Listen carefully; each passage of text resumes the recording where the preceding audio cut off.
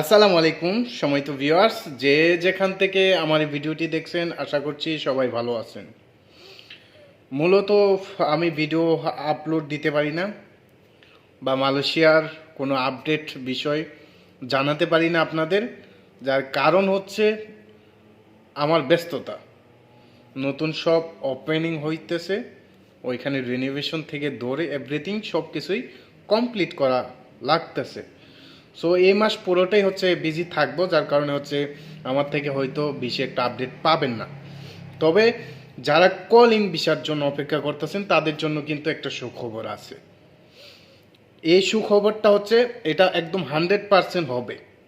এটা একদম আপনি ধরে নিতে পারেন যে 100% হবে। আগের মতো এরকম দুর্নীতি হবে না, কারণ এখনকার যুগ হচ্ছে ভাই ভবিষ্যৎ প্রজন্মের যুগ, যেটা হচ্ছে আমাদের যুগ চলতেছে বর্তমানে। আমরা জানি বাংলাদেশের ব্যাপার স্যাপার সবগুলো, ওইগুলো কথা না বলে হচ্ছে যেটা আমি অসুস্থ থাকার পরও ভিডিও আপলোড আপডেটটা নিয়ে আসলাম যে কারণে।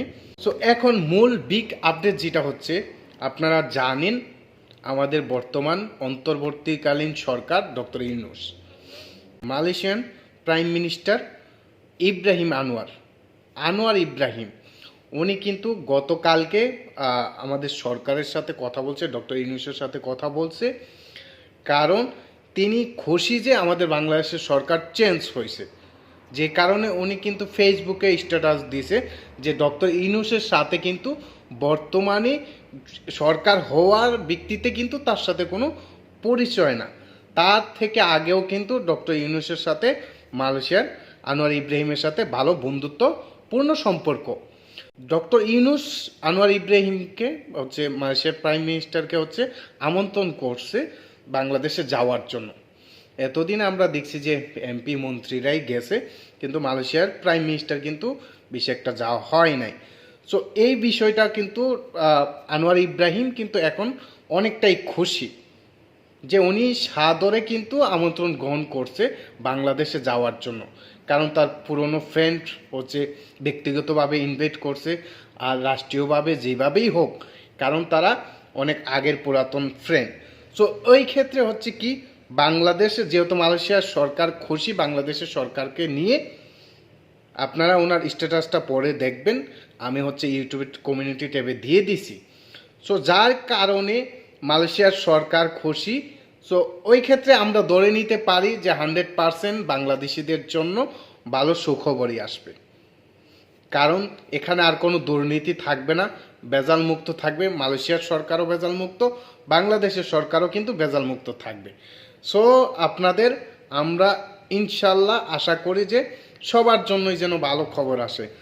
এখন যে আরটিকে 3.0 নিয়ে হচ্ছে যে আপডেটটা আসার কথা, এটাও যেন আসে, এবং কলিংয়ের সুখবরও আমরা যেন দ্রুত পাই। তবে এটা ঠিক 100% আপনারা ধরে নিতে পারেন যে এবার যে আপডেট আসবে কোনো দুর্নীতি থাকবে না। এবারের কলিংয়ে যারা আসবে তারা হচ্ছে সত্যি সত্যি কাজ পাবে। দেন যতগুলো ক্রাইটেরিয়া আছে, যতগুলো শর্ত আসে, সবগুলাই কিন্তু ঠিকঠাক মতো থাকবে। এবার আর কোনো দুর্নীতি থাকবে না, 100% ধরে নিতে পারেন।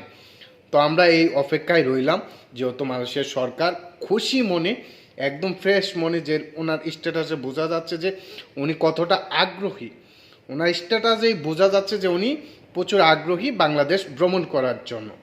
সো এই ক্ষেত্রে বাংলাদেশের জন্য হচ্ছে শুভকামনা নতুন বাংলাদেশের জন্য, এবং সবাই আমার জন্য একটু দোয়া করবেন যেন আল্লাহ তাআলা আমার শরীরটা সুস্থ রাখে, কারণ আমি অসুস্থ থাকার পরেও হচ্ছে আমি কাজ করতেছি, দেন ভিডিও আপলোড করার চেষ্টা করি, সময় পাই না। আমি যে ভিডিওটা শ্যুট করতেছি এখন রাত বাজে 1টা, ঘুমিয়ে যাব ভাবলাম একটা ভিডিও করে নেই। প্রায় 2 সপ্তাহ যাবৎ কোনো ভিডিও আপলোড করতে পারি না সময়ের অভাবে।